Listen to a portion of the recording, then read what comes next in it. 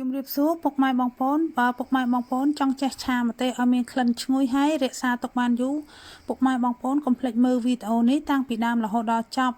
ហើយម្ទេសឆាថ្ងៃនេះបងប្អូនហើយឡើងឈ្ងុយហ្មងហើយពណ៌វិញឡើងក្រហមគួរចង់ញ៉ាំដល់ហើយបងប្អូននិយាយទៅនេះខ្ញុំឆាម្ទេសម្ដងទុកបានកាន់ខែកាន់ឆ្នាំណាបងប្អូនបើបងប្អូនចង់ចេះចង់ធ្វើឲ្យមានរសជាតិឈ្ងុយឆ្ងាញ់កុំភ្លេចមើលវីដេអូនេះ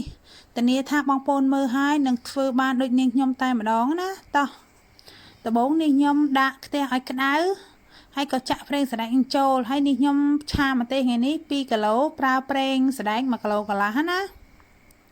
នេះខ្ញុំក្លុកម្ទេសក្រហមហ្នឹងលាយជាមួយម្ទេសពណ៌សហើយក្លុកវាឲ្យម៉ត់ទៅបន្ទាប់មកទៀតប្រេងសណ្ដែករបស់នេះខ្ញុំបានក្តៅហើយនេះខ្ញុំក៏ចាក់ចូលតែម្ដងនេះខ្ញុំអត់បង្ហាញពីការក្លុកម្ទេសឬក៏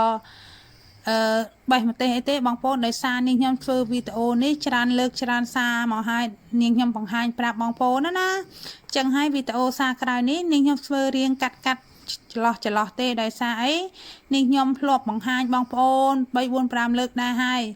នេះខ្ញុំក៏បានចាក់ម្ទេសនឹងចូលហើយក៏ឆាចុះឆាឡើងនិយាយទៅពេលឆាម្ទេសគឺនេះខ្ញុំអង្គុយកូរតែម្ដងណានេះខ្ញុំអត់មានដើរចោលទេឆាម្ទេសបើសិនជាដើរចោលម្ទេសហ្នឹងវាអាចនឹងខ្លោចបងប្អូនព្រោះអីម្ទេសឆាវាងាយនឹងខ្លោចបាតពេលដែលយើងឆាហ្នឹងអាសាកូរដល់បាតណានេះខ្ញុំកូរចុះកូរឡើងតតែដាច់ទឹកហ្នឹងណាបងប្អូនបើនៅទឹកប៉ែកទុកអត់បានយូរទេអញ្ចឹងហើយកូរតតែដាច់ទឹកមើលតែវាឡើង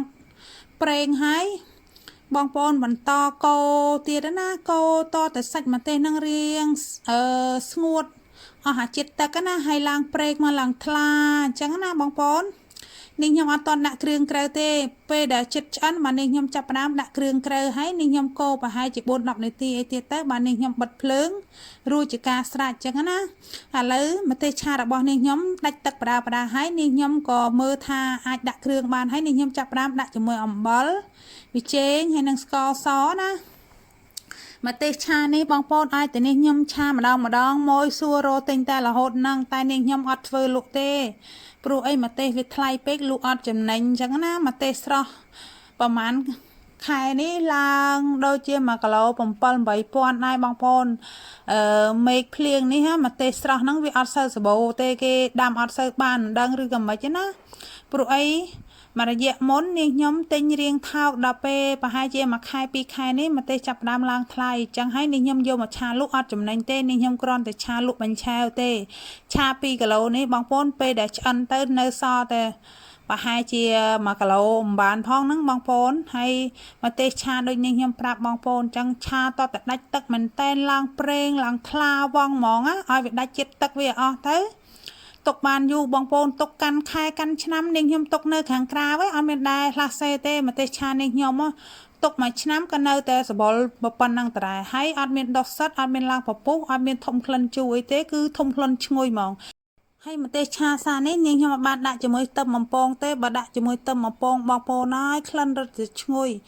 ហើយម្ទេសឆានេះហើយយកមកញ៉ាំជាមួយបាញ់សុងបាញ់ហយគុយទាវកាត់គុយទាវឆាបបោអីគុយទាវស៊ុបអីនិយាយវាត្រូវគ្រប់មុខតែម្ដងណាហើយបងប្អូនមើលតំណងគួរឲ្យចង់ញ៉ាំអត់នេះបងប្អូនឆាតតែឡើងប្រេងអញ្ចឹងណាពណ៌ឡើងរៀងកម្ៅបន្តិចមកបងប្អូនអាហ្នឹងទុកបានយូរណាស់បើបងប្អូនឆានៅរៀងក្រហមព្រឿងអីទុកអត់បានយូរទេហើយវីដេអូរបស់នាងខ្ញុំក៏បានមកដល់ទីបញ្ចប់បើពុកម៉ែបងប្អូនពេញចិត្តនៅវីដេអូរបស់នាងខ្ញុំកុំភ្លេច follow page នាងខ្ញុំក៏សូមជូនពរឲ្យពុកម៉ែបងប្អូនមានសុខភាពល្អនាងខ្ញុំក៏សូមអរគុណដល់ពុកម៉ែបងប្អូនតែងតែចំណាយពេលវេលាតាមដានទស្សនាវីដេអូរបស់នាងខ្ញុំតាំងពីដើមរហូតដល់ចប់នាងខ្ញុំក៏សូមអរគុណសូមជម្រាបលាបាយបាយ